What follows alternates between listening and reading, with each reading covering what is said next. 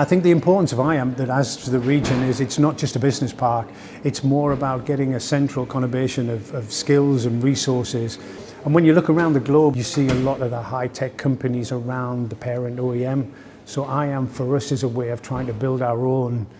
definition around how we get future designs and developments and future technologies closer to the home site, which is where Nissan has. We talked with our colleagues in Sunderland who shared the same ambition to build something of European and globally significant status. It is described by government as a nationally significant infrastructure project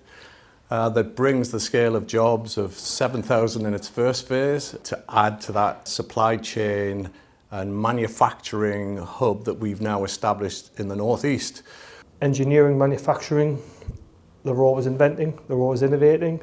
and therefore the importance of an advanced manufacturing park gives you that competitive advantage, not just for Nissan and its supply chain, but actually competitive advantage for all parts of the North East that are involved in manufacturing, whether that's the offshore sector, the energy sector. You know, bringing 400 million of private sector investment on top of the public sector funding and the LGF, which we have secured from LEP, to bring that all together and make something that is of the scale and significances of IAMP is going to be a truly transformational and exciting project.